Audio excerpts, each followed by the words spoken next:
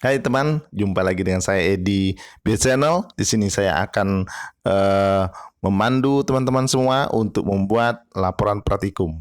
Oke, di sini saya sudah menyiapkan kertas double folio, kemudian penggaris, kemudian pulpen saya, kemudian tidak lupa apa yang ingin kita amati, ya.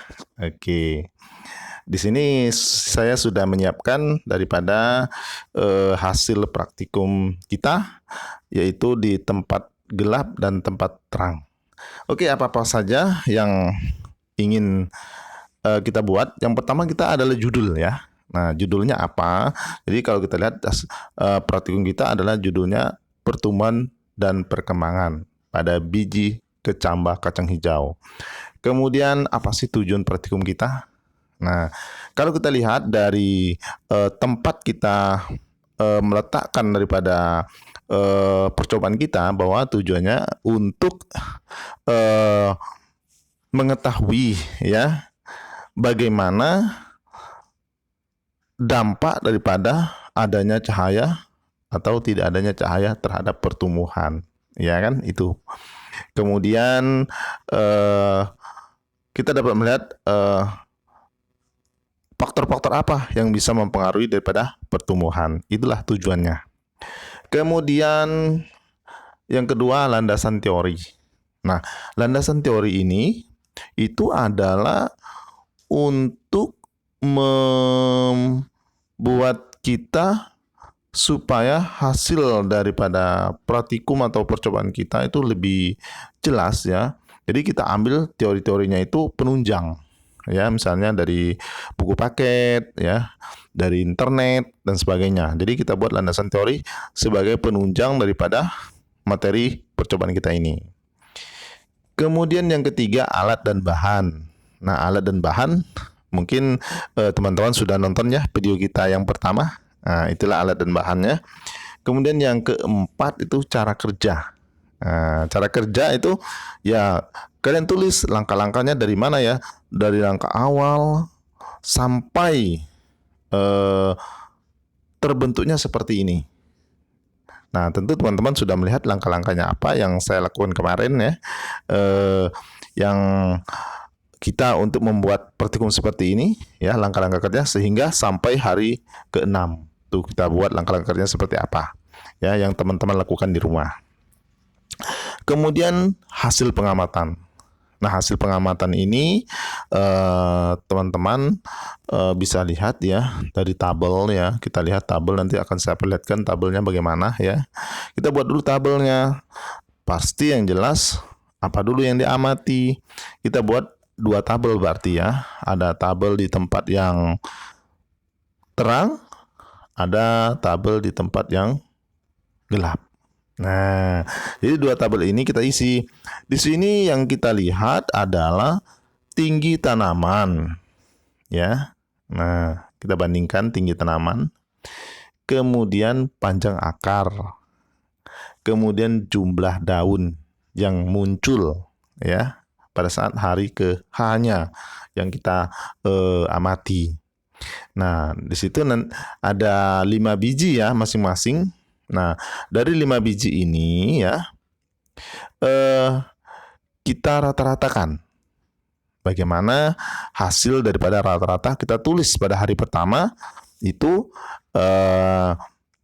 berapa dapat panjangnya. Misalnya panjangnya ini ada berapa gitu ya. Ada 12, ini ada 18, yang ini ada 3, ini ada 4 cm. Kemudian kita jumlahkan semuanya, kita bagi 5. Nah, begitu juga dengan yang terang. Perlakuannya sama ya. Kita buat hasil pengamatannya seperti itu dari hari pertama sampai hari terakhir. Kemudian setelah itu kita buat kesimpulan ya. Bagaimana sih kesimpulannya? Apa yang telah kita dapatkan, apa yang kita dapat dari landasan teori, sehingga kita dapat pembahasan dan pengamatan yang kita lakukan seperti apa. Kalian pasti bisa untuk membuat kesimpulannya ya. Nah, di sini saya akan perlihatkan bagaimana ya cara mengukurnya. Oke, nih saya perlihatkan cara mengukurnya. Saya pasang dulu ya ini mic-nya. Oke. Nah, kita ukur ya dari sini. Di sini yang kita ukur tumbuhan 1. Nah, misalnya di sini dapat tumbuhan 1 18 misalnya, 18 cm kita luruskan ya. Nah, 18. Kemudian yang kedua ada 16. Kemudian yang ketiga ada 8 ya, 8 cm maksudnya. Kemudian yang keempat 3 cm. Dan yang kelima ada 1 cm ya. Nah, itu kita tulis ya. Kemudian kita bagi 5. Itu untuk hari keberapa kita tulis ya. Contohnya seperti ini. Teman-teman dapat melihat ya. Kamera bisa diperbesar. Nah, cara mencari data ya. Nih.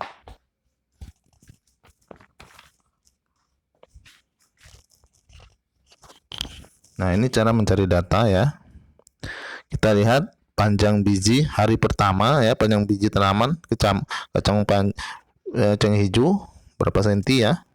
Kita buat semua. Kemudian hasilnya keseluruhan itu 1,5 ya misalnya. Kemudian kita bagi 5, hasilnya 0,3 cm. Kemudian kita masukkan ke tabelnya ya.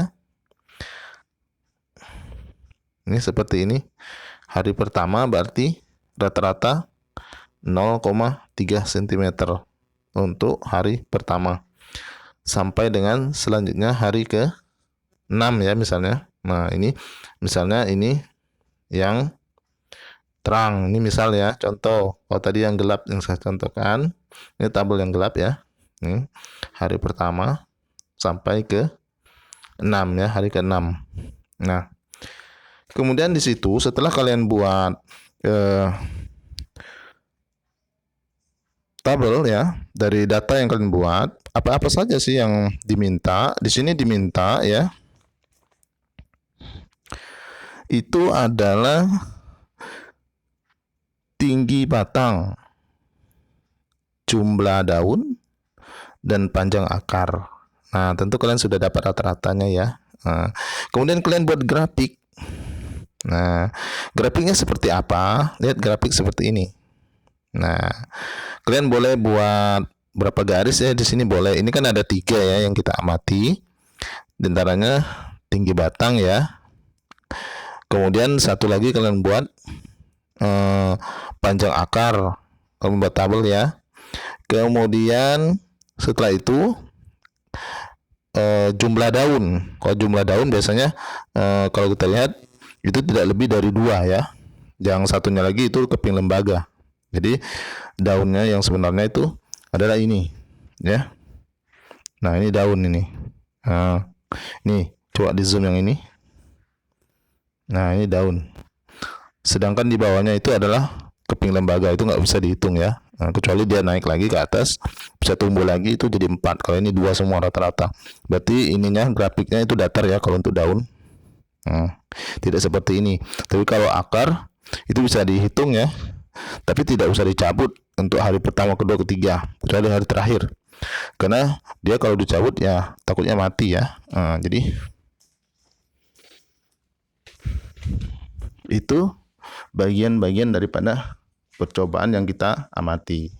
Nah, nanti untuk selanjutnya supaya lebih membuat dia lebih valid ya datanya, kalian foto bagian-bagian ini, tempelkan pada laporannya. Nah, di sini. Jadi kalau tidak bisa dipoto ya mungkin di print ya, maksudnya ya, kalau nggak bisa di printer, mungkin dipoto, kemudian fotonya sebagai penunjang bahwa kita sudah melakukan praktek. Nah, inilah cara untuk membuat daripada laporan praktikum atau percobaan. Baik teman-teman, mungkin ini yang dapat saya sampaikan pada kesempatan ini. Semoga apa yang dapat saya sampaikan ini dapat bermanfaat bagi teman-teman semua. Akhir kata saya ucapkan terima kasih. Sampai ketemu lagi.